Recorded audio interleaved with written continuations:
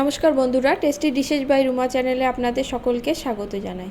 বাড়িতে গেস্ট এসেছে দুপুরবেলা, কি খাওয়াবেন? চটজলদি এই মাছের রেসিপিটি করে নিন। আজকে আমি আপনাদের সঙ্গে শেয়ার করছি মাছের তেল ঝাল। নাম শুনে বুঝতে পারছেন এই রেসিপিটিতে তেল এবং ঝালের পরিমাণটা কিন্তু একটু বেশি হবে। মাত্র 10 মিনিটে এই রেসিপিটি আপনারা করে নিতে পারবেন।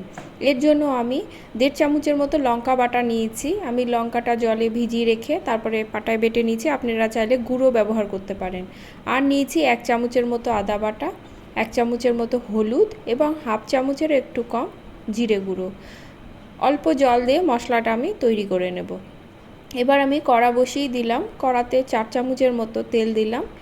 রান্নাটিতে কিন্তু তেলের পরিমাণ একটু বেশি হবে।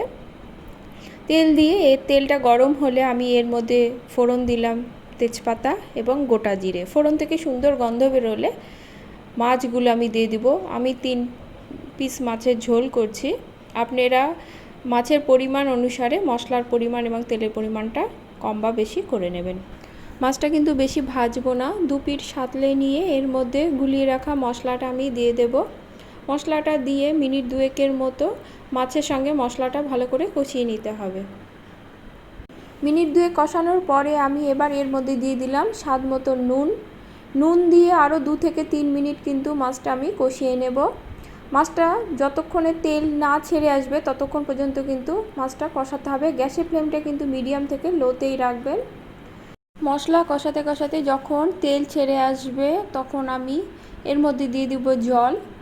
আমি বেশি জল দেব না, অল্প পরিমাণে জল দিব। যতটা পরিমাণ জলে মাছটা সেদ্ধ হবে ঠিক ততটাই জল কিন্তু আমি দেব। জল দিয়ে ভালো করে মিশিয়ে নিয়ে গ্যাসের ফ্লেমটা মিডিয়াম থেকে লোতে করে মাছটা সেদ্ধ হতে দেব। 5 থেকে 7 মিনিট রান্না করে নিলেই কিন্তু মাছটা সুন্দরভাবে সেদ্ধ হয়ে যাবে। আমার ঝোলটা দেখুন বেশ ঘন হয়ে এসেছে এবং মাছটাও কিন্তু সুন্দরভাবে সেদ্ধ হয়ে গেছে। এবার আলতো হাতে নেড়ে নেব। মাছটা না ভাজার জন্য কিন্তু খুব নরম থাকবে, তাই খুব সাবধানে নেড়ে গ্যাসের ফ্লেমটা আমি অফ করে দিলাম। খুব সামান্য উপকরণ দিয়ে খুব কম সময়ে কিন্তু এই টেস্টি মাছের ঝোলটি বাড়িতে অনায়াসে বানিয়ে নিতে পারবেন।